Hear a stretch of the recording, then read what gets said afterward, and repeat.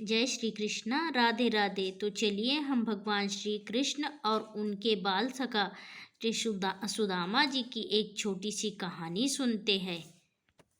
यशोदा नंदन भगवान श्री कृष्ण की मित्रता की अनूठी मिसाल की यह कथा है। कृष्ण और सुदामा दोनों मित्र थे। दोनों सांदीपनी गुरु के यहाँ एक साथ शिक्षा प्राप्त करते थे। उन दोनों की दोस्ती काफ़ी गहरी थी। वो जो कोई भी कार्य करते थे इकट्ठे रहकर ही करते थे। साथ साथ में लकड़ियाँ इकट्ठी करते थे, साथ साथ खाना खाते थे, व साथ साथ खेलते थे। पढ़ लिख कर श्री कृष्ण जी और सुदामा जी अलग अलग हो गए। कृष्ण जी ने अपना राजपाट संभाला, जबकि सुदामा जी गरीब ही रह गए। उनकी पत्नी बड़ी सुशील और व्यवहार की बड़ी नम्र थी। यह बात पत्नी को अच्छी तरह से मालूम थी कि द्वारका के भगवान श्री कृष्ण उनके मित्र हैं। वह बार बार अपने पति से एक ही बात कहती रहती थी, तुम एक बार द्वारका हो आओ, अब हमसे ये गरीबी के दिन नहीं कटते। लेकिन सुदामा हर बार उनकी बात टाल जाते थे। वह द्वारका जाने के लिए तैयार नहीं होते थे। ऐसा करने में उन्हें बड़ा संकोच होता था। एक बार अपनी पत्नी के ज़्यादा जोर देने पर सुदामा जी द्वारका जाने के लिए तैयार हो गए। पत्नी ने सोचा कि मित्र के घर पर खाली हाथ नहीं जाना चाहिए, इसीलिए उन्होंने फटे कपड़े में थोड़े से चावल बांधकर दे दिए। सुदामा जी कृष्ण जी से मिलने के लिए चल दिए। जब सुदामा जी द्वारका पहुँचे तो यहाँ पहुँचने के बाद उन्होंने एक से एक ऊंचे महल देखे। उन महलों को देखने के बाद उनकी बुद्धि ही चकरा गई। कितनी बार तो उनके मन में ख्याल आया कि वह अपने घर वापस लौट जाए। फिर उन्होंने सोचा कि घर वापस चला गया तो पत्नी से जाकर क्या कहूँगा। यह विचार आते ही वह राजमहल की ओर श्री कृष्ण से मिलने के लिए चल दिए। जब वह राजमहल के द्वार पर पहुँचे तो उनकी हालत देखकर व उनकी बात सुनकर द्वारपाल ने उन्हें रोक दिया। उसने सोचा कि फटे पुराने कपड़ों वाला यह ब्राह्मण किस मुँह से अपने आप को श्री कृष्ण का मित्र बता रहा है, कहीं ये झूठ तो नहीं बोल रहा है।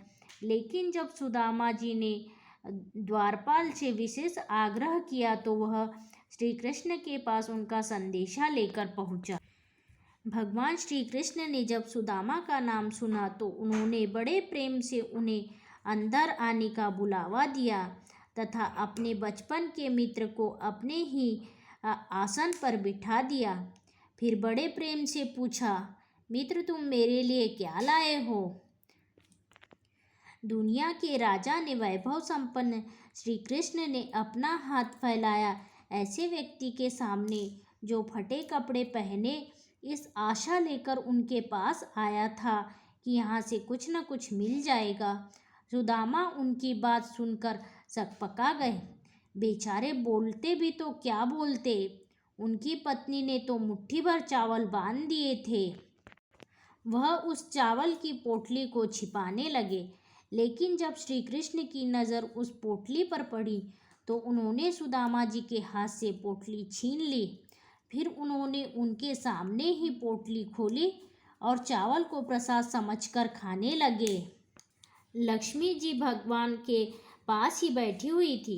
उन्होंने सोचा कि अगर भगवान सारे चावल खा लेंगे तो उनके लिए क्या बचेगा, इसीलिए उन्होंने पोटली को झपट लिया और आधा हिस्सा खुद खा लिया। खाने के पश्चात दोनों मित्र बातचीत करने लगे। कुछ दिन रखकर भगवान श्री कृष्ण ने सुदामा जी को द्वारका के लिए विदा किया। लौटते समय सुदामा जी मन में सोचने लगे कि भगवान ने कुछ न देकर मुझ पर बहुत बड़ा उपकार किया है, नहीं तो मैं संपत्ति के मोह में फंस जाता। प्रेम से बढ़कर इस दुनिया में कुछ भी नहीं है। इस तरह संतोष के साथ सुदामा अपने गांव पहुँचे। वहां पहुंचकर देखते हैं कि सारा गांव स्वर्ण की नगरी सा बन चुका है। उन्हें लगा कि गलती से मैं कहीं फिर द्वारका नगरी तो नहीं आ गया, वहाँ तो सब कुछ द्वारका जैसा है। सुदामा काफ़ी असमंजस में पड़े हुए थे। और सोच रहे थे कि तभी राजमहल से उनकी पत्नी उनके स्वागत के लिए निकल आई। इतने ठाट बाट के बीच भी वे अपनी पत्नी की आवाज़ पहचान कर सुदामा जी सोचने लगे, पत्नी तो यह मेरी ही लगती है।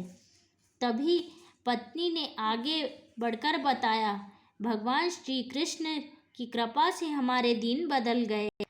दरअसल हुआ यह था कि सुदामा के द्वारका में रहने वाले दिनों में ही श्री कृष्ण ने सुदामा की नगरी की कायाकल्प ही कर दी थी। उनकी पत्नी को महल की रानी बना दिया था। सुदामा बोले, यह सारी दौलत तो भगवान की है, हमें इसका उपभोग बहुत ही सोच विचार कर करना चाहिए। सुदामा जी ने महल पाकर भी शालीनता का परिचय दिया था। श्री कृष्ण और सुदामा की मित्रता के लिए जग प्रसिद्ध है। कृष्ण और सुदामा बचपन में साथ पढ़े थे। बाद में कृष्ण राजा बने और सुदामा झोपड़ी में ही रहे।